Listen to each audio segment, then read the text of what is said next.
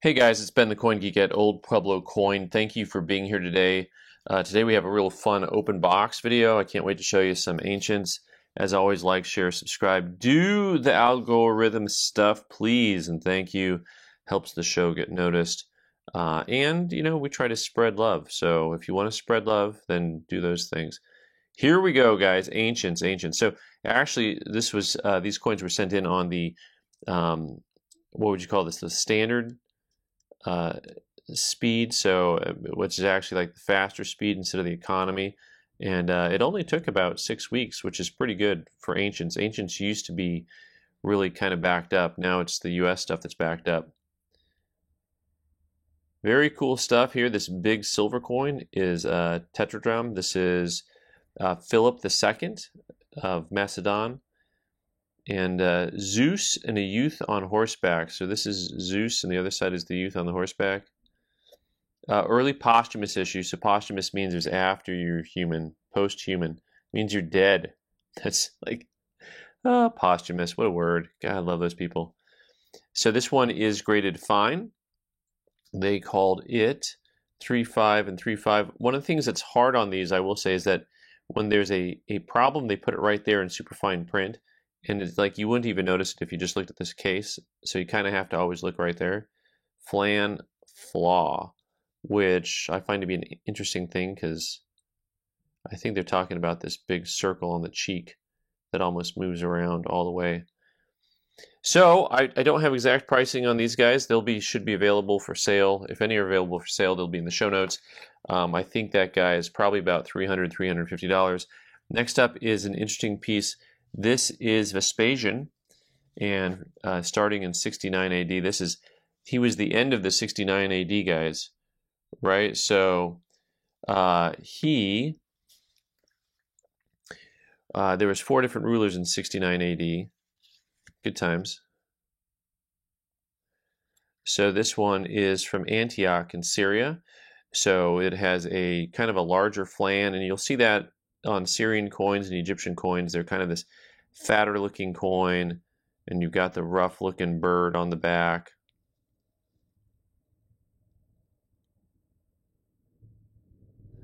This one they called Choice VF. Strike 4 of 5, surface 3 of 5. Pretty neat piece there. That one I think trades for about $250 on that guy. We'll keep rocking and rolling here.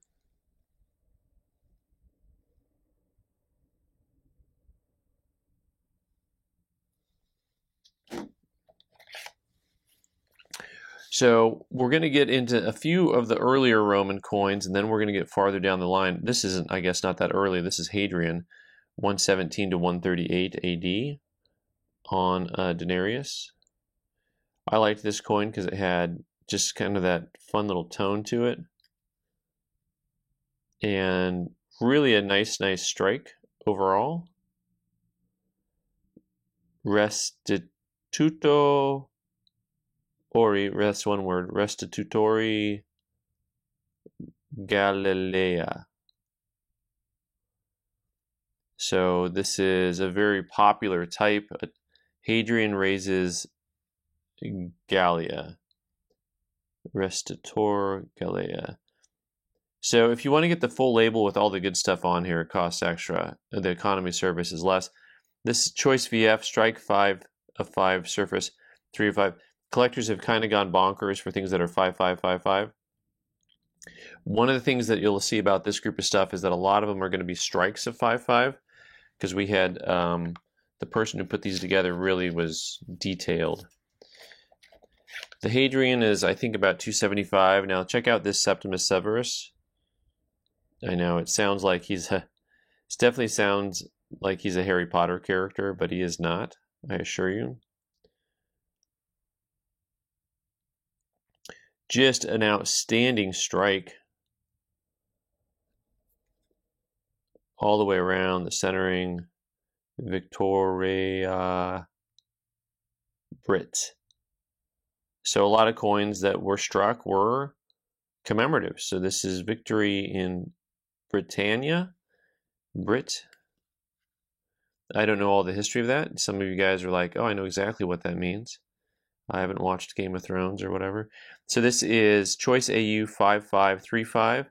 Then you'll see there's a little note, brushed. So brushed usually is going to indicate just what like they say. I find the brushed thing kind of interesting because I think that the reverse has been brushed. Maybe. I think the obverse is completely unmolested. I think it's lovely. I mean, that mint luster is coming through on there. Just a fantastic piece. You know, probably also in that 275 range on that guy. We're still, okay, so now this is what I was going to get into. We're getting into those 200s, and we're getting into all these rulers and things that you've never really heard of before. Well, maybe you have, but I have not. I'm not as familiar. So, and this one looks like he could be Philip or Septimus Severus. And you look at the lettering and stuff and try to figure it out. This is actually a guy named Macrinus. And the stories on these are all just wild, wild, wild, wild. So this is, I think this is, who's this, Zeus holding a thunderbolt? Jupiter standing on this one. Okay, this one's Jupiter standing. Denarius, AU, the strike is 5/5 and the surface is 4/5. Really a cool coin. Hard to price. This one especially is a little bit on the more rare side. This could be a $500 or $600 type coin. But Macrinus killed Caracalla, and his son was Deidanirion. That's right, just how I said it. And you get into the 200s, and like the level of stability in the Roman world was crazy, go nuts. So I was talking earlier about 69 AD, and you had like 4 rulers in 1 year and the instability. But honestly, in general, that first 100 years is relatively calm as far as the overall lay of the land goes. And then you get into the 200s, and it's like lots of little fiefdoms, lots of people usurping different areas and regions. And so whereas Rome may have been a broader based stable unit, it was kind of like certain areas were really starting to pull apart there.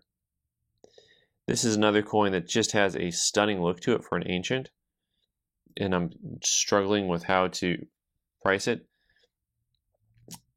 All right, Elagabalus. I can never say his name right. I usually actually eliminate like half of the syllables in there, and I actually like drop half of them. So there it is. That's the correct way to look at it. Latatia, standing in a room. AU 5545, really cool piece. 218 to 222. He renamed himself after the Syrian sun god, the grandson of Julia Mamaea, second cousin to Caracalla. So there's a whole lot of things that were incestual about that time period. I mean, you had to know somebody, right? These guys were all kind of circling in the same parties and busy killing each other, you know. So here we've got, also with that previous guy, I think he's the one, he had 3 wives in 1 year. He was really a slimeball even by Roman standards. That was like basically the note. That was the note that was in the book.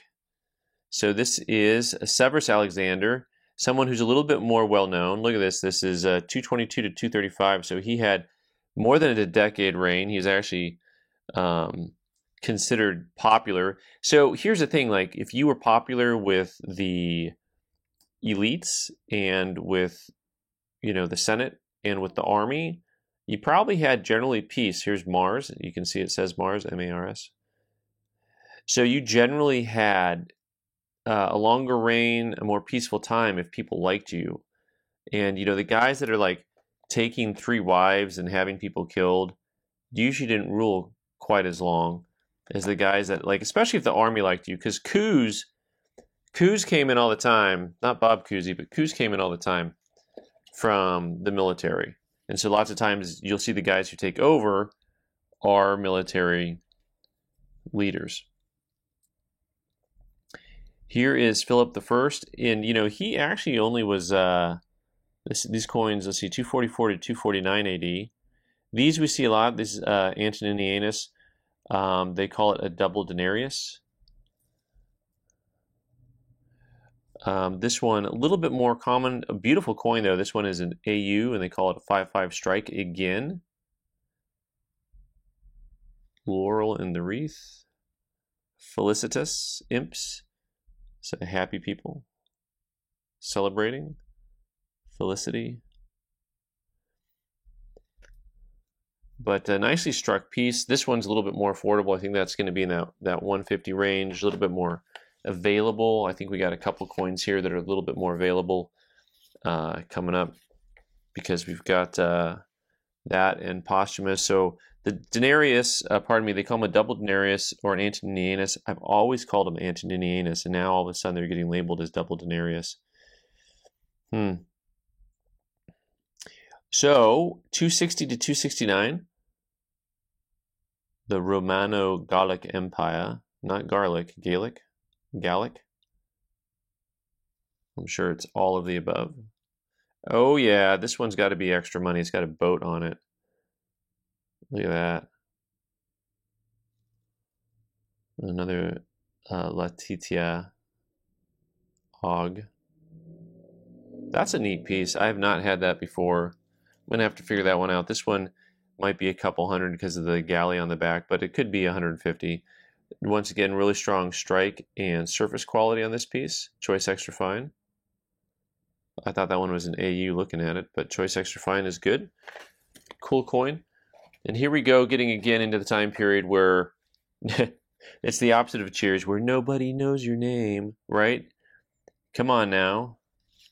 Now, this is actually someone who you might know, because if you get a small copper coin, there's a chance that you've seen one of these. This is Aurelian IMP. So here we go. Sees. And then he's got the name. Really nicely done. This is actually considered a mint state coin.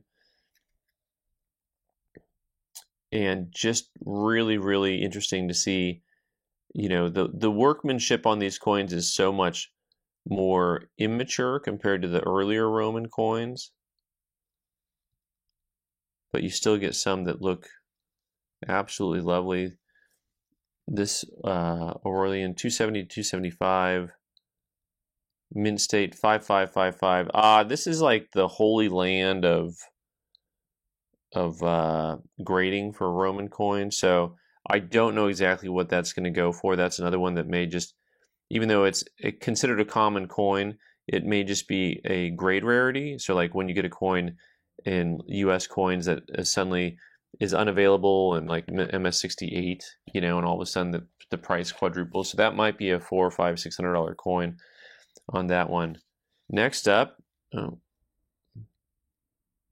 honestly, some of these guys, I think they just reused Philip and just like carved an extra hair on his neck or something. But this is actually Florian, AD 276. A lot of lesser known guys in the late 200s.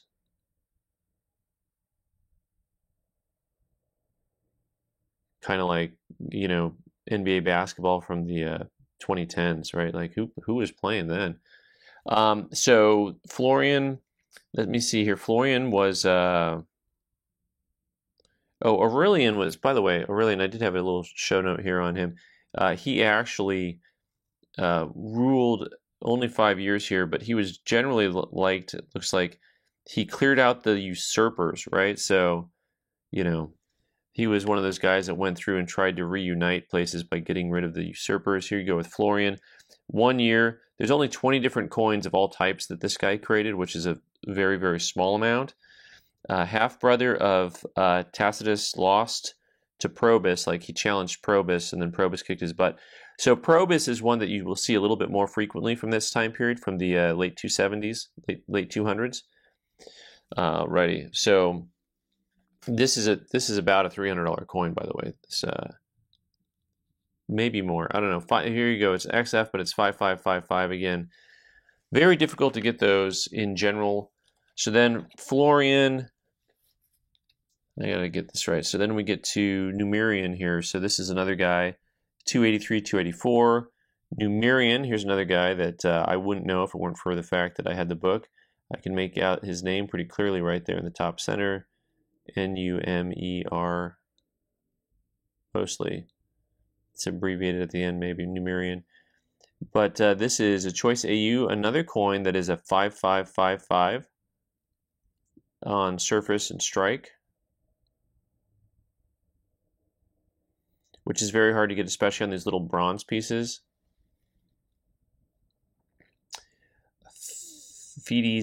Fides seated with standards, 5555, no special notes.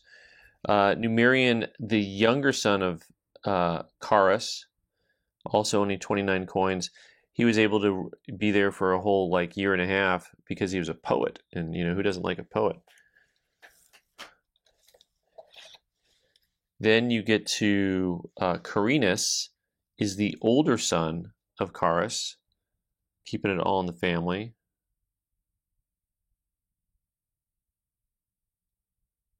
$283 to $285. So sometimes you'll see overlap because people will be ruling in different regions.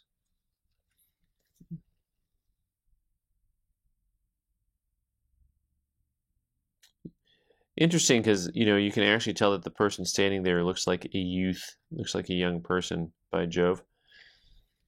So Carinus AD 283 to 285, issued as Caesar, reverse Emperor with standard, Choice AU, once again strike 55, surface 25, and you see it says smoothing.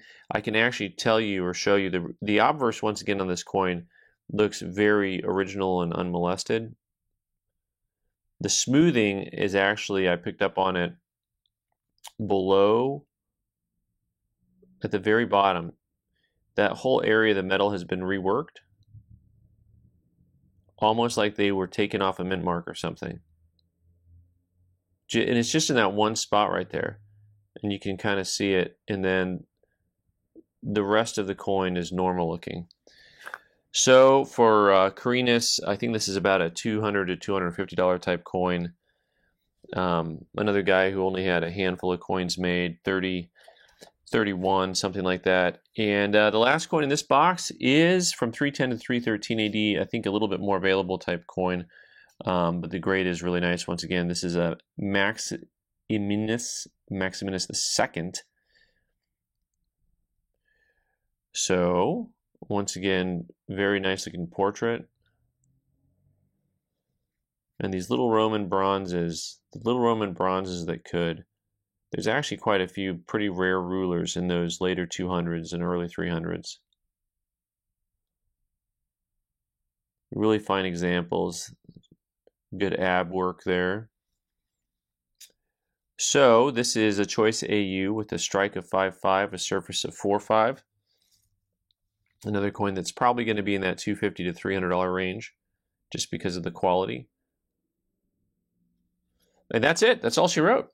All right, guys. Awesome. Thanks so much for being here. I'm Ben the Coin Geek. You can subscribe by clicking on the owl button in the corner and watch more videos on the right side of the screen. Thanks.